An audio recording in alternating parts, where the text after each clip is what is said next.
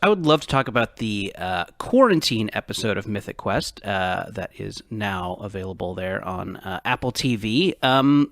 So, talk about how this episode came together and kind of where you were in making the season when Safer at Home happened. Yeah, so we were in the middle of shooting the first episode of season 2, and it was, I believe it was a Wednesday, and and it was becoming clear that there that we were going to have to shut down at some point, even though that was not the messaging we were hearing from our leadership. We still felt like this was important, and it felt like I can't. We had a scene on that Thursday that was supposed to be in a theater where Ian and Poppy are addressing 2,000 people, and we were going to have about, I don't know, 500 extras there, or 500 background actors there, and I just thought, well, that's just socially and ethically irresponsible. So I'm making the call, and we just shut the whole thing down. So that was it. We went home thinking, okay, I guess, in a couple of weeks we'll just wait it out and then we'll just return. And obviously that's not what happened. So then as the months went by, we were just brainstorming on ways in which we could just get the crew paid for a few weeks. And that's really what we were going for more than anything else, which was just get everybody paid. So how do we do that?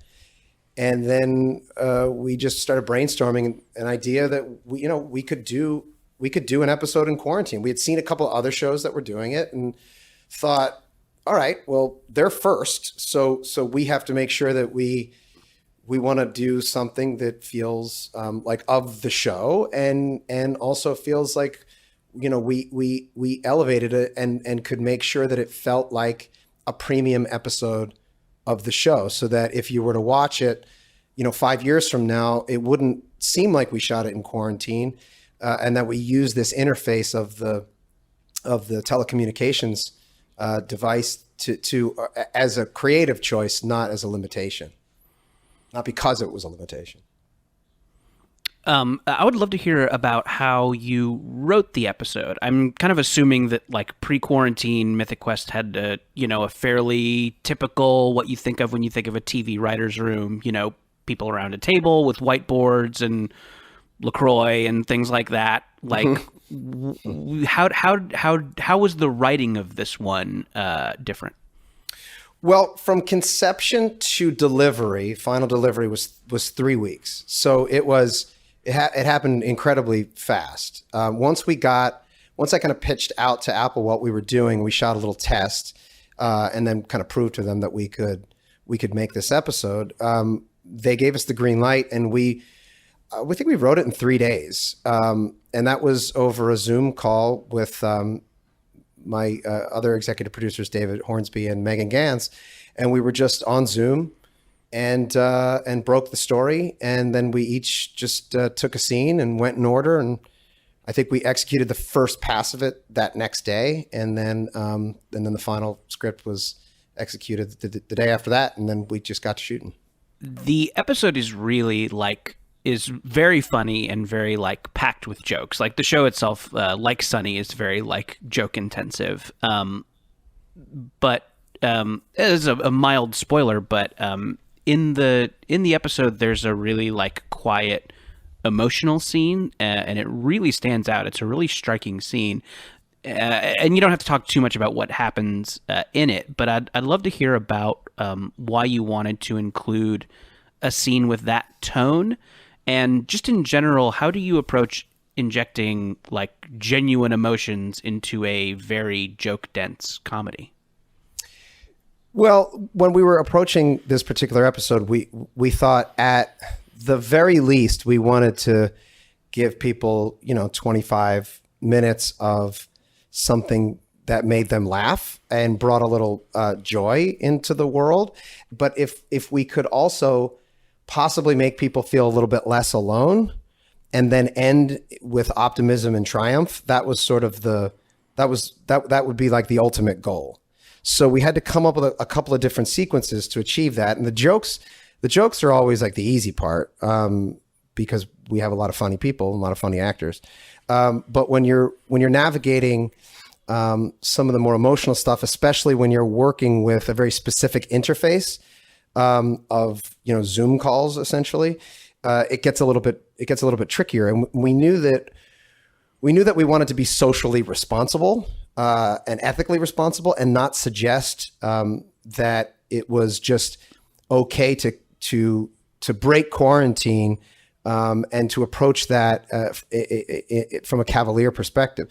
We wanted to make sure that if we were going to tell the story of someone breaking quarantine, it was for a very specific reason, and that was that there was a character in crisis, a friend in crisis, and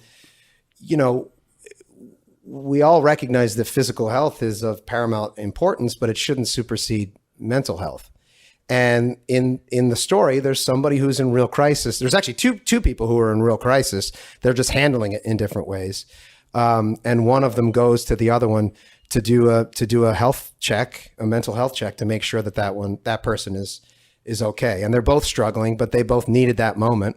And then they go back to their respective homes and continue the quarantine. Yeah, it's something I think the episode does really well that you kind of touched on, is like it is showing how different people are dealing with this very weird, intense thing that's happening. You have a character with kids who are driving her crazy, but you also have, Poppy, who is like alone, and she's a recent immigrant, so her parents are in another country. And I would just love to hear how you personally are dealing with this. Are you doing the quarantine hobbies of bread baking and starting a podcast, or are you coping in other ways?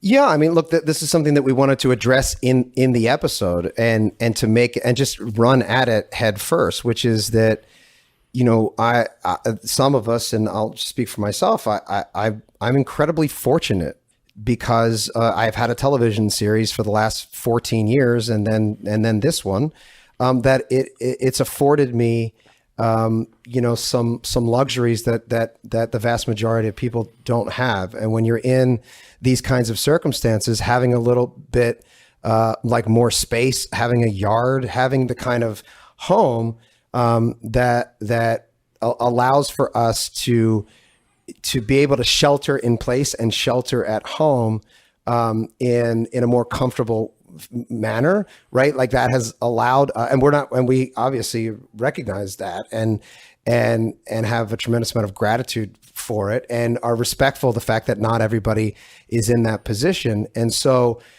I just thought, as we were approaching this, I'm like, I'm going to be showing my house, right? Like on this television show. And do I want to expose my level of privacy? And what is the message that I'm trying to send? And what is that going to say? And I think that we just decided to just go head first into it. And that if we could tell the story of someone who is very fortunate, but doesn't realize it, because that's what we've been seeing a lot of. I've seen a lot of people of great privilege and affluence complaining on social media, at least prior to the last few weeks, complaining about, having to clean their toilet. And I've like reached out to people like, yo, hey, shut the up. Like everybody cleans their own toilet. Everybody in the world, except for one, like 0.001% of the world cleans their own toilet. Do not complain about that. Shut the up. And I thought, wow, maybe that's a way in. Maybe this guy, right, like has all of this privilege and opportunity to actually experience this in a much easier way than everybody else, and doesn't know it, doesn't realize it, and is just completely tone deaf as he talks to his employees. Yeah, I think the clip we played to start the episode has a really funny kind of parody of the inspirational social media stuff that celebrities have been doing. I think your character thinks he's helping the world by what song does he sing in that? everybody hurts. Everybody hurts. Yeah. Yeah. Yeah. What is it like seeing that stuff come out? And so it's born out of, I mean, look, if you break it down, what the guy is saying is, I'm trying to say, look, we're all in this together, right? Sure. So your heart is in the right place, right? Like, of course, there's nothing evil about that. It's just he's also doing it in conjunction with not really recognizing that, yeah, everybody hurts, but you're hurting a little bit or maybe a lot less than everybody else. So maybe there are alternatives. And he just, as a character, is not really recognizing that and hasn't made a true sacrifice. And that's kind of the journey he's on for the episode.